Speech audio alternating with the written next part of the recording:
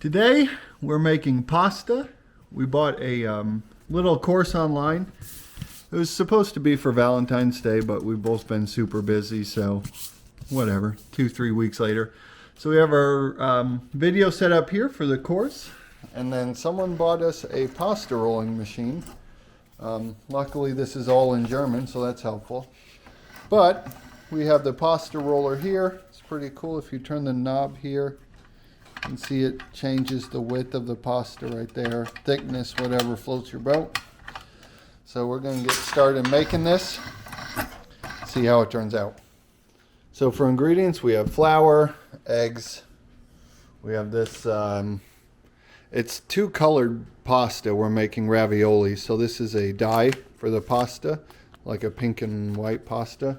And then it's heart-shaped ravioli, so we have these heart-shaped cookie cutters, mixing bowl, I already mentioned that. We have a pasta cutter slash measurer, just a bunch of measuring stuff, all our cups in one spot, little teaspoons and tablespoons, more flour, and a scale, and our video's up and going, so let's start mixing stuff up.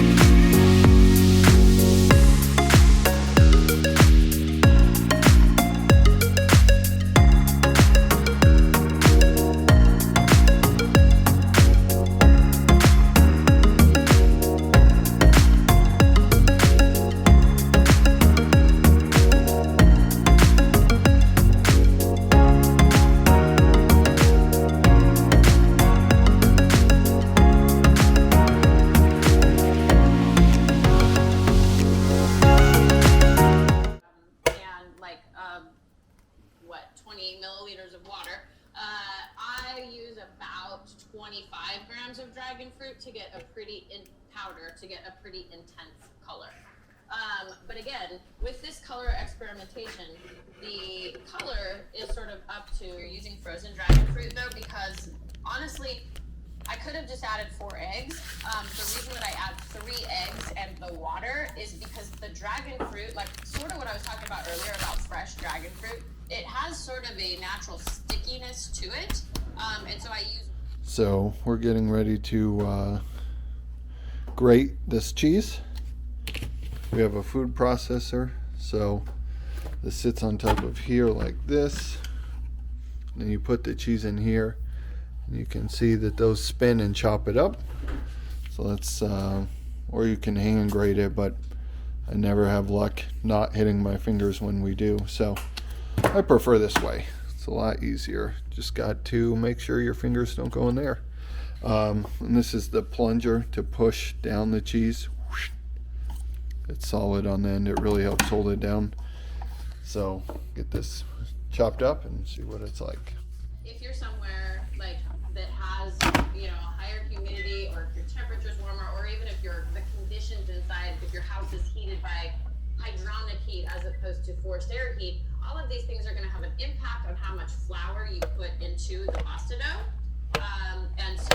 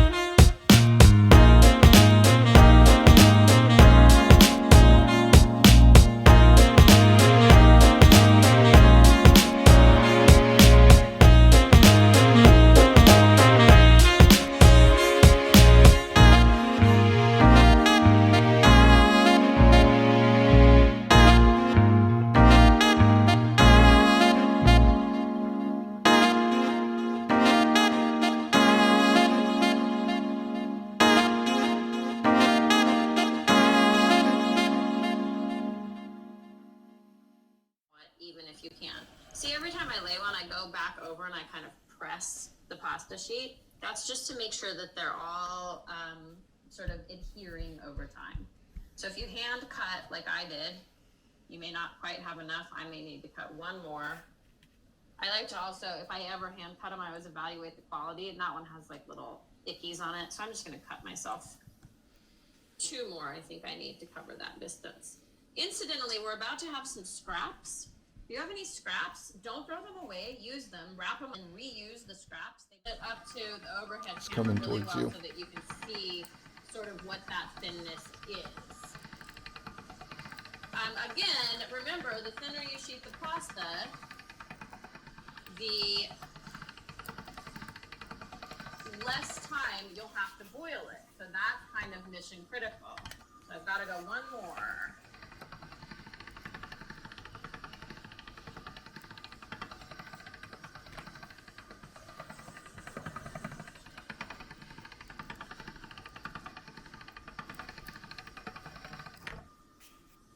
All right. So I'm going to hold this up so you can really...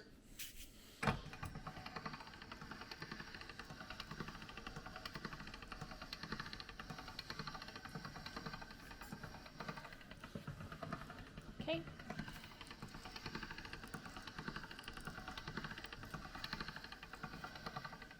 Okay.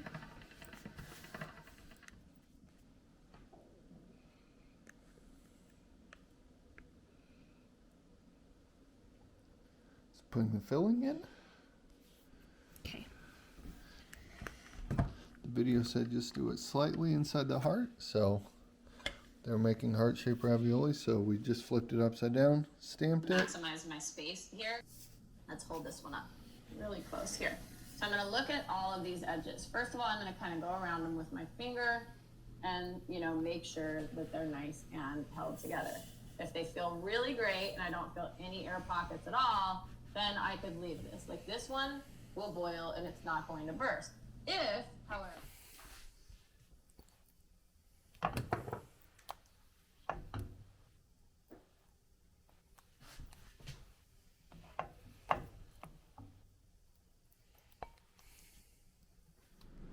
So I'm actually editing the video you're watching now, and I realized I needed to do a follow-up because we show us making it, and then that's it.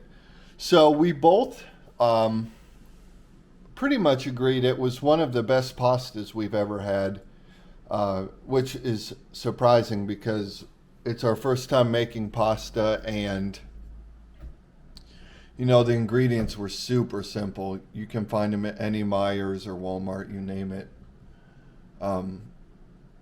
Before this, some of the best pasta I'd ever had been in Paris.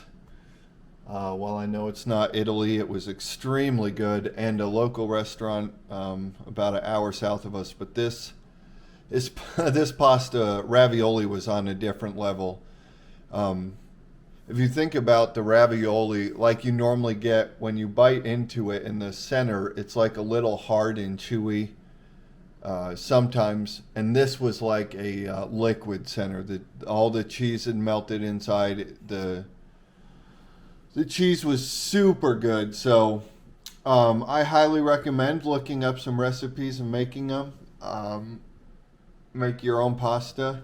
I really want to try tortellini. That's my favorite. Maybe fill it with some like Italian seasoning, sausage, things like that. But we both agreed it wasn't just me, that it was phenomenal pasta. Yes, it takes forever, but it was fun to do together, learn together, just try something new together. So hope you guys enjoyed the video. If you did, please thumbs up and subscribe, and I'll see you guys in the next video. Peace.